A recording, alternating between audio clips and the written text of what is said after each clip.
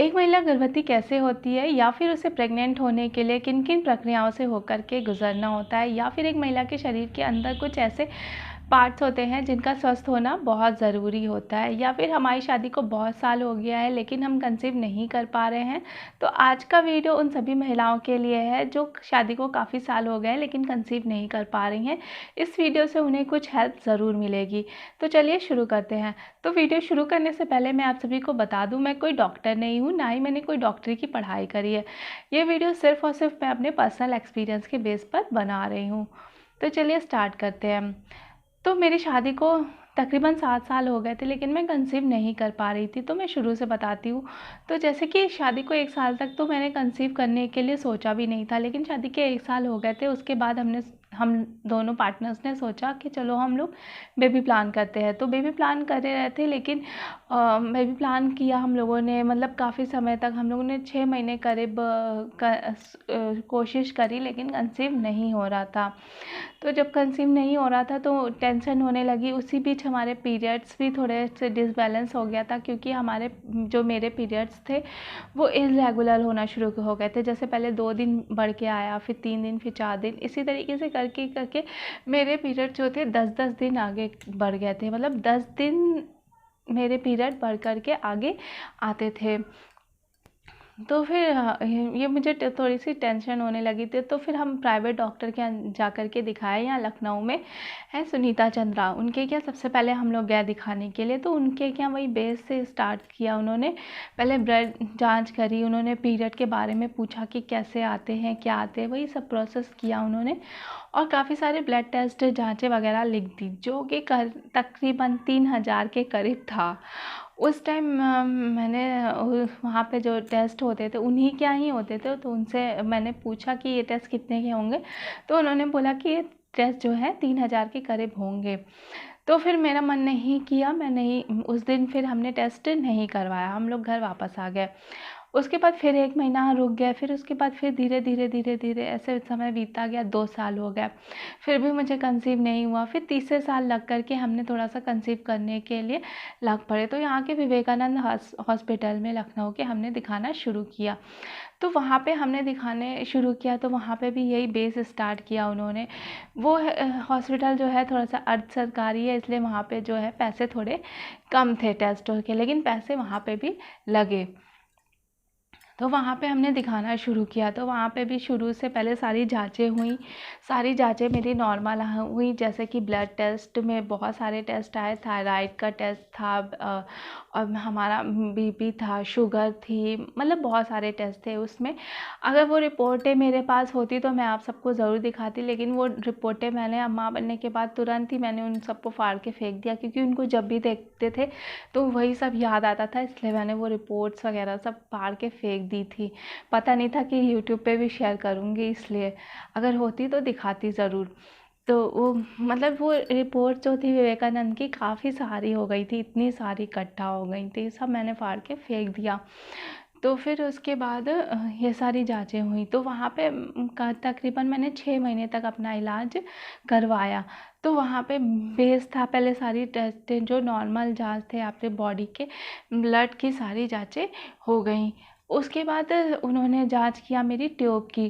तो जो ट्यूब की जांचें हुई, हमारे शरीर में जो 2 फॉलोपियन ट्यूब होती है, मेरी दोनों ट्यूब एकदम ठीक थी, उसमें कोई भी प्रॉब्लम नहीं थी। तो ट्यूब पे जांच ठीक थी। तो फिर उसके बाद उन्होंने मेरे यूट्रस की जांच की, वो भी ठीक था। उसके बाद उन्होंने मेरी ओवरीज़ की जांच की। ओवरी में मेरे एग्स की जांच, मतलब ओवरी में जिस तरीके से 2 ट्यूब्स होते हैं फॉलोपियन ट्यूब, उसी तरीके से एक महिला के शरीर में 2 ओवरीज़ होती हैं, जिसमें हर महीने एग्स बनते हैं। एक लेफ़्ट ओवरी होती है, एक राइट ओवरी होती है, जिसमें जब पीरियड आता है तो उसमें हर महीने एग्स बनते हैं, और वो उसमें से एक ही एग जो होता है मैच्योर होता है, उसके बाद वो फूटता है और बाहर निकलता है, फिर वो ट्यूब में जाता है। तो ये सारी प्रोसेस होती है। तो फिर उसमें ये हुआ कि मेरे जो मैंने पहली बार जांच करवाई, पहले महीने एग्स बनने वाली का अल्ट्रासाउंड हुआ हमारा। तो उसमें था कि मेरे एग्स नहीं बन रहे थे, जो कि टेस्ट होता था पीरियड के 4वें-5वें दिन से होता था शायद। इसी तरीके से एग्स बनने वाली जांचें होती थी। तो इस तरीके से बनने लगे होते रहे जाँचे, तो मेरे एग्स में थोड़ी सी प्रॉब्लम निकली कि मेरा एग मैच्योर तो होता था लेकिन वो फूटता नहीं था। तो इस तरीके से फिर मेरी काफ़ी दवाइयाँ चली, बहुत मतलब मैंने काफ़ी दवाइयाँ खा ली थी वो एग्स बनने वाली। समझ लीजिए मैंने उसके बाद से दवाइयाँ खा ही एग बनने वाली, उसके बाद नॉन स्टॉप मैं खाती ही रही, कुछ महीना साल छोड़ के, फिर महीने छोड़ के, फिर महीने छोड़ के खाती रही। फिर भी मुझे कोई प्रॉब्लम नहीं हुआ। वहाँ पे मैं पूरा 1 साल लगी रही विवेकानंद में, लेकिन मुझे कोई फ़ायदा नहीं हुआ। वहाँ पे मैंने अपना IUI भी करवाया था एक बारी, लेकिन उससे भी मुझे कोई फ़ायदा नहीं हुआ था। फिर मैंने वहाँ पे इलाज करवाना छोड़ दिया। फिर मैं कुछ महीने के लिए 1-2 महीने के लिए मैं शांत बैठ गई। तो वहीं से मुझे कुछ जानकारियाँ जैसे विवेकानंद से ही मिली, या फिर मैंने उसके बाद कुछ प्राइवेट अस्पतालों में भी अपना इलाज करवाया, जैसे कि बहुत से जगह है लखनऊ में, सभी का नाम नहीं ले सकती मैं। तो वहाँ पे भी सब जगह मेरी बस यही एक परेशानी निकलती थी कि मेरे एग तो बनते थे लेकिन एग जो है मैच्योर नहीं हो पाता था, वो फट कर के फिर बाहर नहीं आता था, या कभी बनता था कभी नहीं बनता था। कभी दोनों ओवरीज में, लेफ्ट ओवरी राइट ओवरी ऐसे मतलब बनता था। तो जो हमारी ओवरी होती है उसमें जो हमारा एग बनता है वो हर महीने अपनी ओवरीज को चेंज करता रहता है। जैसे कि अगर आज अक्टूबर में हमारी राइट ओवरी में एग्स मैच्योर हुआ है, बना है, तो वो नेक्स्ट मंथ जो हमारी साइकिल आएगी वो नवंबर में हमारी लेफ़्ट ओवरी में बनेगा। मतलब कि पहले अगर राइट में बना है तो अगले महीने लेफ़्ट में बनेगा वो एग। इस तरीके से जो एग्स होते हैं हमारे वो अपनी ओवरीज को चेंज करते रहते हैं। तो ये सारा प्रोसेस हुआ है। लास्ट में जाकर के हमारा जो जब मैंने कंसीव किया तो वो मेरा क्वीन मैरी अस्पताल में मैंने किया। तो इसके आगे हम मतलब मैं इस वीडियो में ये शेयर करना चाह रही हूँ कि हम गर्भवती होने के लिए हमें हमारे शरीर के अंदर कुछ ऐसी चीज़ें होती हैं जिनका स्वस्थ होना बहुत ज़रूरी होता है, और हम महिलाओं को इन सब बातों का पता नहीं होता है, और आजकल का खान पान भी बिगड़ा हुआ है। अगर आपको पहले से ये चीज़ें पता रहेंगी तो आप उन चीज़ों पे ध्यान दे सकते हो। तो सबसे पहले है कि हमारा गर्भ ठहरता क्या है, और गर्भ ठहरने के लिए हमारे जो अंदर का सिस्टम है वो कौन कौन से सिस्टम है जिनको अच्छी तरीके से ठीक रहना चाहिए।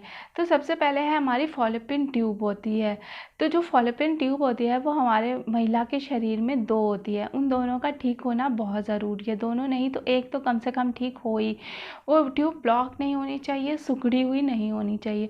दूसरा है हमारा यूट्रस, हमारे बच्चेदानी का साइज़ ठीक होना चाहिए, बच्चेदानी का मुंह अच्छे से खुला रहना चाहिए। तो ये तीसरा है ओवरी, ओवरी में अच्छे तरीके से हमारे एग्स बनते रहने चाहिए।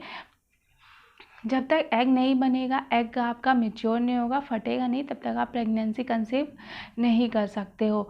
और इन सब ये सब मतलब नेचुरली मैं बता रही हूँ ना। तो आजकल तो कंसीव करने के लिए भी बहुत सारी दवाइयाँ आ गई हैं और बहुत सारे ट्रीटमेंट आ गए हैं जिससे हम अच्छे आराम से कंसीव कर सकते हैं। लेकिन एक नेचुरली कंसीव करने में और एक दवाई से कंसीव करने में बहुत फ़र्क होता है, और ख़र्चा भी बहुत आता है।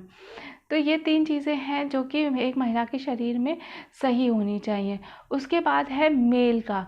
तो मेल के जो स्पर्म काउंट होता है वो अच्छे होने चाहिए, और उनके शुक्राणुओं की जो गति होती है, मतलब वो कितने एक्टिव हैं उसमें से ये भी देखा जाता है कि मेल के जो स्पर्म है वो एक्टिव हैं कि नहीं, और उनका काउंट कितना है। तो ये 4 चीज़ें सबसे पहले देखी जाती हैं। उसके बाद होता है कि हमारा गर्भ ठहरता कैसे है, और हमें किन किन प्रक्रियाओं से होकर के गुजरना होता है, और वो लास्ट प्रक्रिया कौन सी है कि जब वो हो जाता है तभी हम प्रेग्नेंट होते हैं। तो चलिए देखते हैं। तो सब जो महिला को पीरियड आता है, और पीरियड आने के टाइम उसकी जो ओवरी होती है उसमें काफ़ी एग्स बनते हैं। जो ओवरी में एग बनते हैं उसमें से एक एग जो है वो काफ़ी मैच्योर होता है, मतलब बड़ा होता है, और बड़ा होने के बाद वो फूटता है। फूटने के बाद वो वहाँ से बाहर निकलता है। बाहर निकलने के बाद वो ट्यूब में आता है, वही फॉलोपिन ट्यूब में आता है। उसी बीच फॉलोपिन ट्यूब में आने के बीच में ही अगर मेल के जो स्पर्म या शुक्राणु हैं वो उस ट्यूब तक उससे मिलने के लिए, उसके एग से मिलने के लिए पहुंच जाते हैं, तो इस एग और शुक्राणु के मिलन को ही फर्टिलाइजेशन कहते हैं। तो ये फर्टिलाइजेशन की प्रक्रिया सबसे पहले तो मेन है एक महिला को प्रेग्नेंट होने के लिए। अगर अंडा और शुक्राणु का मिलन नहीं होगा तो एक महिला प्रेग्नेंट नहीं हो सकती। तो इन दोनों का मिलन होने को ही फर्टिलाइजेशन कहते हैं। तो सबसे पहला हो गया फर्टिलाइजेशन होना बहुत ज़रूरी है महिला को प्रेग्नेंट होने के लिए। उसके बाद ये जो फर्टिलाइज़र होता है ये ट्यूब के रास्ते होते हुए ही ये बच्चेदानी की इनर लाइन को जाकर के चिपकता है। तो ये सब प्रक्रिया होने में, बच्चेदानी तक जाने में, ये सब प्रक्रिया होने में कम से कम 5 से 6 दिन या फिर 6 से 12 दिन भी लग सकता है। ये आपके ओव्यूलेशन डेट पर डिपेंड करता है कि आपकी पीरियड डेट किस हिसाब से है, उसी हिसाब से इसको बच्चेदानी के मुंह तक चिपकता है जा कर के। उसके भी जब तक ये सब प्रक्रिया होती है उसके बाद ये सब जा कर के एक जगह पे रुकता है जिसका नाम है ब्लास्टोसिस्ट। तो ब्लास्टोसिस्ट के अगल बगल जो है एक प्रोटेक्टिव लेयर होती है जिसको बोलते हैं ज़ोना पेलोसुडा। तो ज़ोना पेलोसुडा जो होता है वो जब तक कि टूटता नहीं है, ब्रेक नहीं होता है, तब तक कि वो मतलब जो बच्चादानी एग्स हैं वो बच्चेदानी की इनर लाइन में जाकर के चिपकते नहीं हैं। तो जब ये ज़ोना पेलोसुडा ब्रेक होता है तब ये कहलाता है ज़ोना हिचिंग। तो जब ये ज़ोना हिचिंग होता है तभी जाकर के ये एग और शुक्राणु जो है बच्चेदानी की इनर लाइन को चिपकते हैं जिसको बोलते हैं हम एंडोमेट्रियम जिसको बोलते हैं। उसके बाद ही इम्प्लांटेशन होता है, यानी कि जब ये बच्चादानी में जाकर के चिपक जाते हैं शुक्राणु और अंडाणु ट्यूब के जरिए, तब ही इम्प्लांटेशन होता है। और ये इम्प्लांटेशन जो है आखिरी प्रक्रिया है एक महिला के प्रेग्नेंट होने की। तो इम्प्लांटेशन होने के बाद ही एक महिला गर्भवती हो सकती है।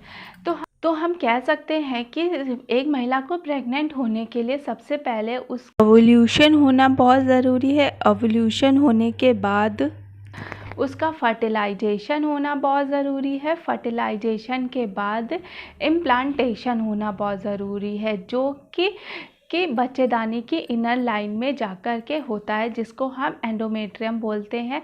और इस प्रक्रिया में कम से कम 5 से 6 दिन या 6 से 12 दिन लग जाते हैं। तो आई होप आप सबको ये प्रक्रिया समझ में आ गई होगी कि एक औरत प्रेग्नेंट कैसे होती है या फिर उसे प्रेग्नेंट होने के लिए किन किन प्रक्रियाओं से होकर के गुजरना होता है। तो आज का वीडियो यहीं पे ख़त्म करते हैं। आई होप आप में से किसी न किसी को ये वीडियो ज़रूर पसंद आएगी। पसंद आए तो प्लीज़ लाइक, शेयर, कमेंट करना ना भूलें और ये वीडियो उन महिला तक ज़रूर पहुँचाएँ जिनको इस समय इस वीडियो की ज़रूरत है। तो आगे किसी नए एक्सपीरियंस के साथ, नई वीडियो के साथ फिर मिलेंगे। तब तक के लिए चलते हैं, बाय बाय।